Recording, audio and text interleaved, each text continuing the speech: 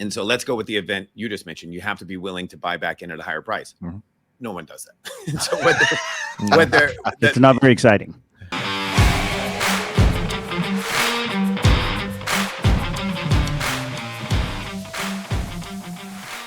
So what other questions?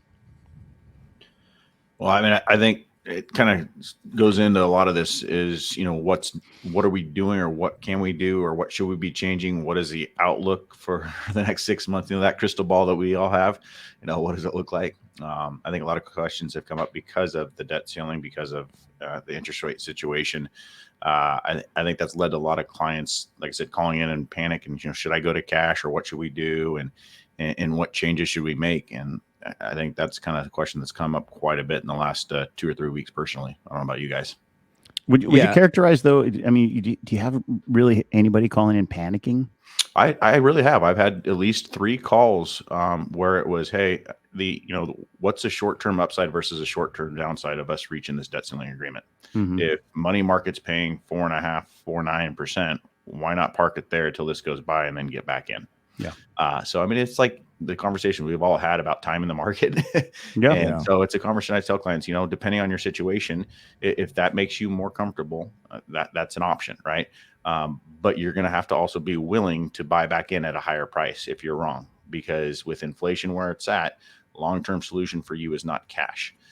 Right. And that's the situation is we plan for these things in our financial plans that account for market growth and growth of your portfolio to offset inflation and give you those access to greater funds in retirement and permanently parking money in cash. Because like we said, as Fed starts pausing and lowering rates, so will the rates on your money market go down. And so 100%. If your permanent solution is, a fluctuating interest rate environment, an investment that's going to eventually go down in rates and then potentially buying back in at a higher price in the market, that doesn't make a lot of sense to me. But Kyle, I was going to say that the danger there too, I was just thinking, because we've all had this conversation about, well, why don't I just park it here to avoid some temporary pain? And we've all probably had clients do this. And the problem with it, and at least the problem I've dealt with, is the market will never do exactly what the client expects it to do. And so the plan immediately starts to change, and immediately they're going to get frozen. And so case in point, I've had more than one client in this position where it's like, well, I'm just going to park here for a little bit until whatever X, Y, or Z event passes. And so let's go with the event you just mentioned. You have to be willing to buy back in at a higher price. Mm-hmm. No one does that. So it's not very exciting. Well, and here's the conversation, because obviously they were pessimistic in the event. And so now you call them back, sorry, Mr. and Mrs. Client, it didn't work out. Win some, you lose some. The market's about 4 or 5% higher. Let's go ahead and start nibbling back in. Well, I ain't getting back in now. I'm not going to pay more for what I just got out. If I know this thing's going back down, I'll catch it on the next dip.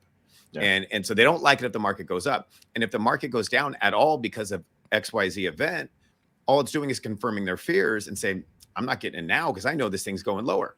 It's like, okay, wait. So if the market goes down, you don't like it. And if the market goes up, you don't like it. Yep. So then you're just stuck and you're frozen. You're frozen in cash. And it's a very, very difficult spot to be in. And many people have been in it.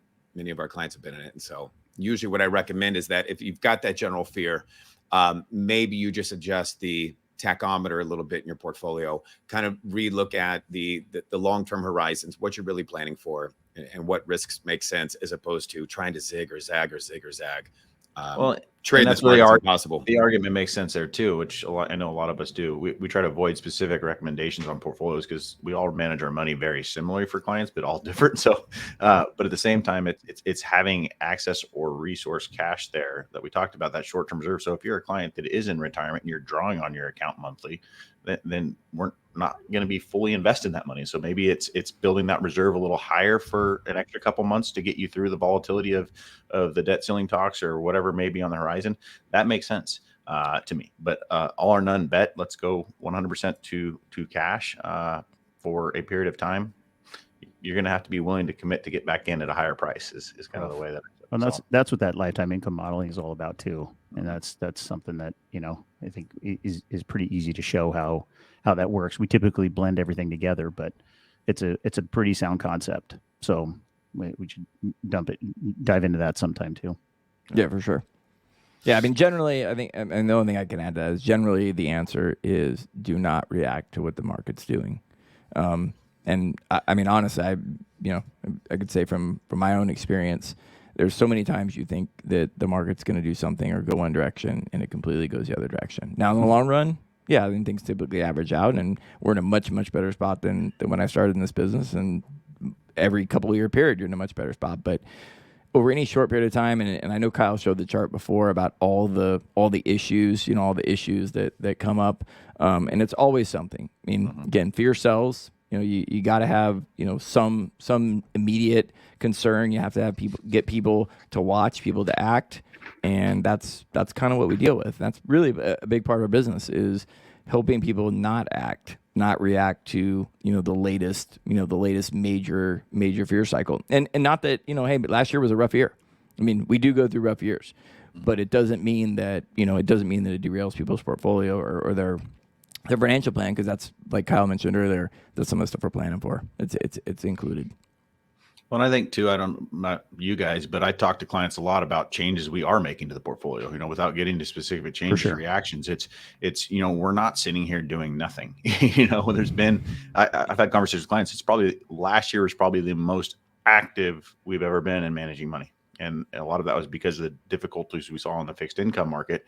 But it's not like we're sitting here waiting for something to happen and doing nothing. It's proactively allocating money where we think is appropriate, but knowing that we don't know exactly when and where something's going to happen. This is kind of that back to direction and magnitude, though, right? Like, so when you talk about doing things for clients, like maybe you switch a position here, or you underweight the portportfolio or make it slightly more conservative. Clients are always, and then this is kind of what we're talking about. We're doing things, but ours is go from a 55 mile an hour drive to a 50 or a 45, and theirs is go from all in to nothing. Sit down at the poker table, go immediately all in, or pull it all out, and it's just too much of a reaction. Good. And a lot of our stuff too is not reactionary bad news. It's okay. It's factual data. It's okay. Interest rates are going up. Bond prices are going down. Maybe we will shorten our duration for a period of time on our fixed income. Well, now that's potentially changing. So maybe we'll go back to the intermediate or longer term duration. So it's changes to investments or styles that are driven or dictated by data or actual market events that are happening versus the, like you said before, the possibility. Or doing bond swaps for tax loss. Doing all those things that add to the old it's not what you make, it's what you get to keep. And that's the big deal.